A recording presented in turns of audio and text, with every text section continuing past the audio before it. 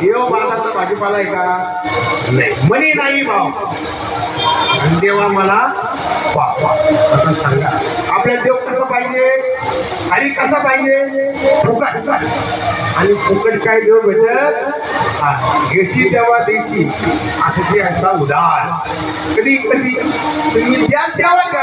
अहो सहज जर आपण जर एखाद्या दुकानात गेलो एखाद्या जर आपण दुकानात गेलो दुकानदार उभा करतो का?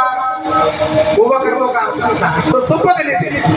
जर दुकानदार आपल्याला फुकट देत नाही तर देव फुकटचा आहे. बोला तुम्ही थोडं फुकट जा. देव फुकटचा नाही. देव फुकट पण आपल्याला सवय काय लागली सगळं फुकट. दृष्टांत तुम्ही सर्वांनी ऐकलेला आहे पण परत एकदा ऐका. दृष्टांत तोच सिद्धांत तोच फक्त तुम्ही दृष्टांतात काय झालं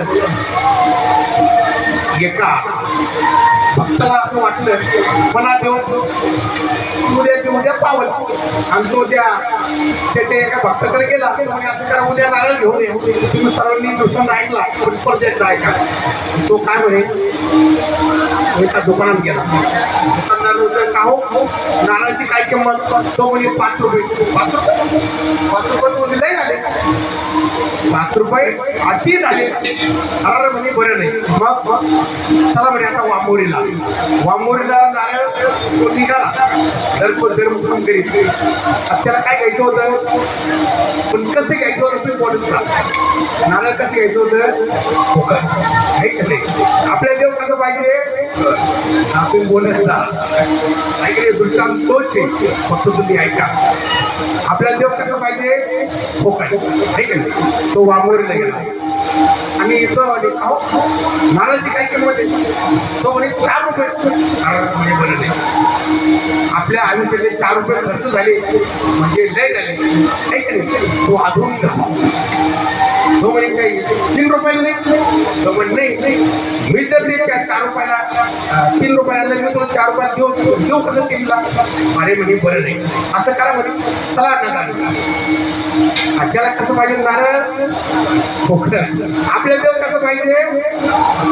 एवढं म्हणून तो पण हरी प्राप्तीची उपाय आणि धरावे संतांची ती पाय. मला एवढंच म्हणायचं बघ.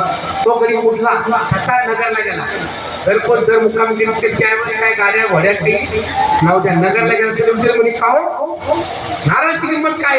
तो म्हणे 2 रुपये. कारण होलसेल आहे म्हणे. नगर म्हणजे होलसेल झालं काय सगळे भाषा. तो नगरला गेला. तो म्हणे 1.5 रुपयाला नाही का?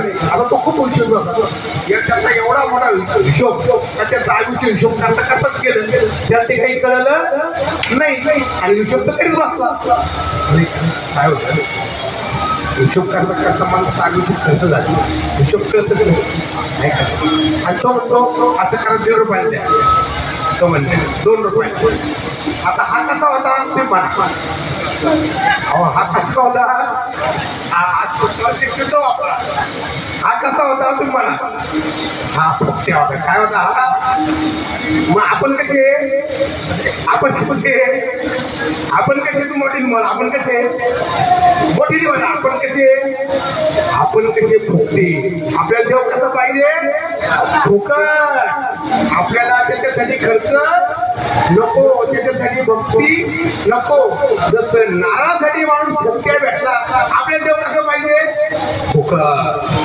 म्हणजे आपण कसे फुकटे. आपण कसे अगदी मन मोकळं म्हणा. आपण सगळे फुकटे. काय केलं? रात्र गेली आयुष्य गेले जन्मा येऊन माऊलीचं वर्णन. अरे रात्र खर्च झाली आयुष्य खर्च झालं आणि जन्म येऊन काय केलं? फक्त फुकटचा नव्हे हा वाया घातला. हरिप्राप्तीची उपाय आणि धरावे ते संतांचे देवा. नाही का? मला एवढंच म्हणायचं.